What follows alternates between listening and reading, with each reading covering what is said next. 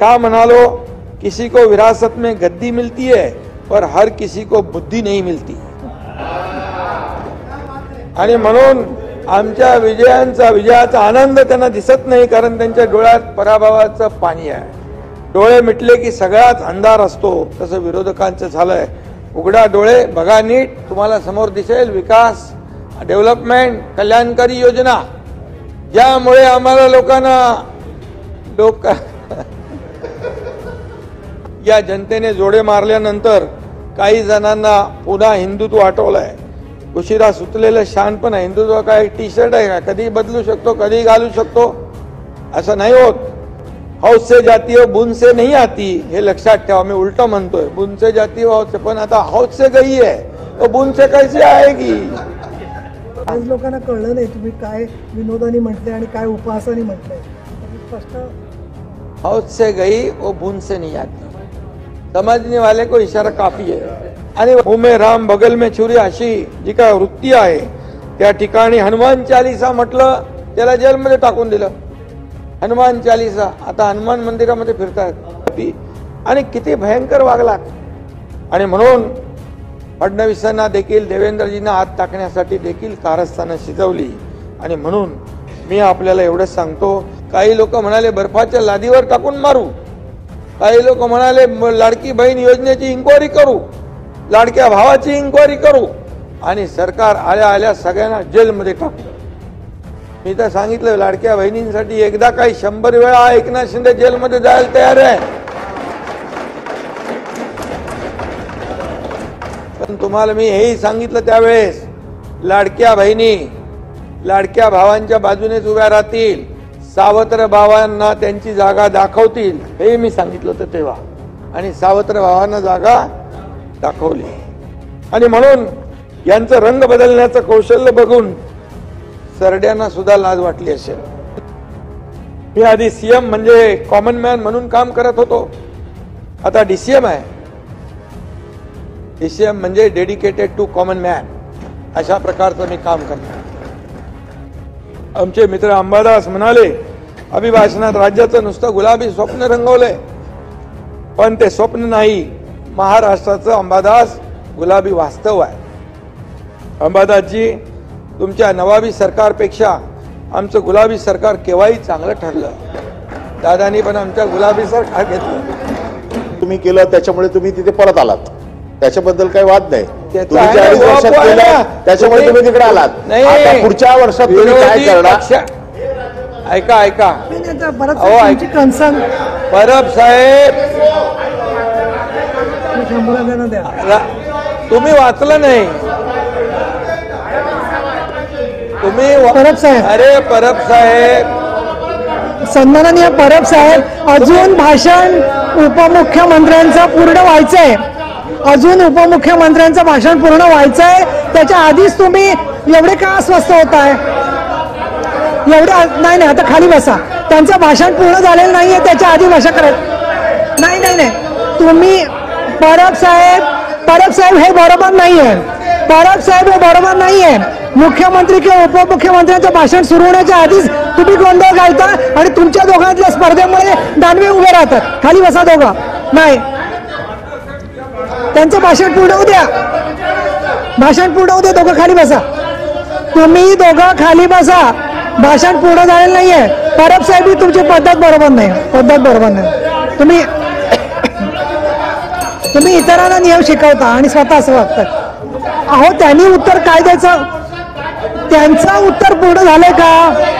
त्यांचं उत्तर पूर्ण झालेलं नाहीये। नाही, तुम्हाला सहन होत नाही सांगा, त्यांचं उत्तर पूर्ण होऊ द्या ना, त्याच्यानंतर बोला ना तुम्ही। त्यांचं उत्तर पूर्ण होऊ द्या, खाली बसा। उत्तर पूर्ण जाईपर्यंत तुमची, हे बघा परब साहेब, तुमची उत्तरं परत मिळाल्याशिवाय गोंगाट करायचं आहे का ऐकायचं नाहीये, हे बरोबर नाहीये तुमचं।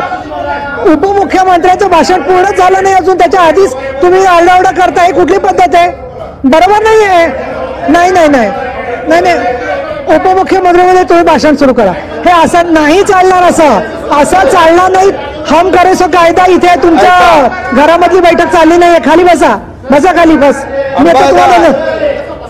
अहो 10 वेळा गोड बोलून सांगितलं तरी तुम्ही खेकसल्यासारखे बोलताय. आणि दानवे साहेब तुम्ही ते समजून घ्या, त्यांचं भाषण पूर्ण झालंय का? त्यांचं भाषण पूर्ण व्हायच्या आधीच तुम्ही आक्षेप करता काय हो? काही जण वेगवेगळ्या पद्धतीने कशी राजकीय भाषण करत होते त्याच्यावरती आपण त्यांचं भाषण पूर्ण होई पण वाट पाहिली पाहिजे. त्याच्या आधीच तुम्ही सगळे सुरू करताय. नाही, त्यांचं भाषण पूर्ण होऊ द्या ना. त्यांचं भाषण पूर्ण होऊ द्या. त्यांचं भाषण पूर्ण होऊ द्या. त्याच्याशिवाय तुम्ही असं दंगा करायचा नाही.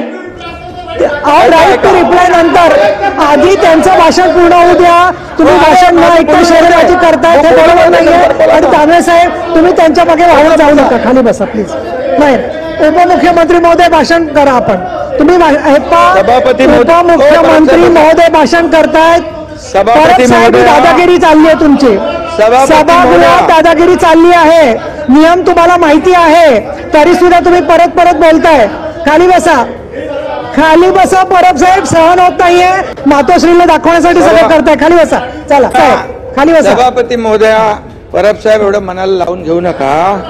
ऐका ऐका नाही ऐका ऐका याच्यामध्ये विरोधी पक्षाच्या लोकांनी सरकारच्या 2.5 वर्षाच्या कारभारावर टीका केलेली आहे. आता मला काय केलं ते सांगायला नको.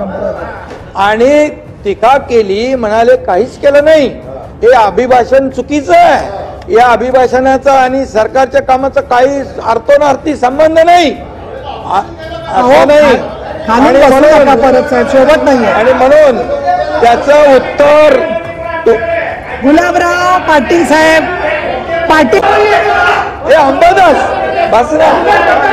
दानवे साहेब तुम्हाला पण कल्पना आहे ना की भाषण पूर्ण होण्याच्या आधी याच्यामध्ये असा आरडाओरडा करणं आणि तुम्ही म्हणाल त्याच क्रमाने त्यांनी भाषण केलं पाहिजे. कसली पद्धत आहे बोलायची? बोला. सभापती महोदया, राज्यपालांचं अभिभाषण जर यांनी पूर्ण वाचलं असेल तर त्यामध्ये देखील माझ्या सरकारने काय काय केलं हेही म्हटलेलं आहे. आणि काय केलंय त्याची टिंगल या लोकांनी उडवली. मग आपण ह्याच्यामध्ये आम्ही काय केलंय ते बोलायला नको, रेकॉर्डवर यायला नको. आणि म्हणून तुम्ही सत्य ऐकायची सवय ठेवा. एवढंच मी सांगतो. आम्ही खोटं बोलणार नाही. आम्ही खोटं बोललो असतो तर जनतेने उचलून फेकून दिलं असतं आम्हाला.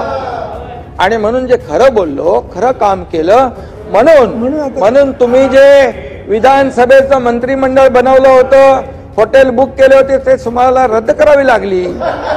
तुम्ही भूक लागली आहे का? आणि किती ओरडतायत. आपण जेवण लंच ब्रेक घेणार आहे आता. शांत राहा. म्हणजे ते आता काय जे मी बोलतोय ते खरं तुम्ही त्यांच्याकडे बघून बोलू नका. तुम्ही माझ्याकडे बघून बोला. कारण त्यांच्याकडे बघून बोला की त्याला अस्वस्थ होते. बघा सभापती महोदया, तुम्ही मला सांगा, हे विरोधी पक्ष पण सगळे जे आहेत, हा एकनाथ शिंदे 2.5 वर्ष पायाला भिंगरी लावून फिरून काम केलं की नाही? चला आपल्या मनाला विचारा. चला अंबादास बोला. नको बोला. तुम्ही छातीवर वाटून तुम्हाला मी समजते. खाली बसा.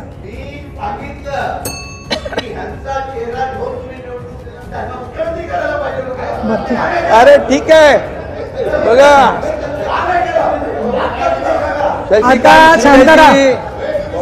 शशिकांत शिंदेजी, तुम्हाला मी सांगतो, मी आपल्याला सांगतो, मी परत एकदा सांगतो, हा एकनाथ शिंदे मला काय मिळालं यापेक्षा महाराष्ट्रातल्या जनतेला काय मिळालं हे बघणार आहे. तेव्हा 2.5 वर्षापूर्वी देवेंद्रजींनी मला मुख्यमंत्री असताना ते उपमुख्यमंत्री झाले आणि मला मुख्यमंत्री केलं. अरे यावेळेस माझी बारी होती. त्यांना मी बनवलं. बोला तुम्ही बना, मी उपमुख्यमंत्री म्हणून तुमच्या पाठीशी खंबीरपणे उभा.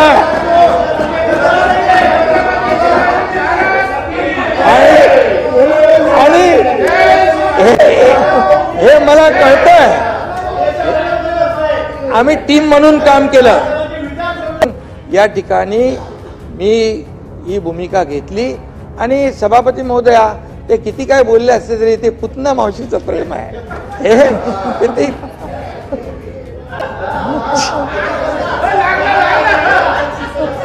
प्रेमाविषयी जाहीर चर्चा करायची नसते. हे बघा शांत राहा. याचं ते मला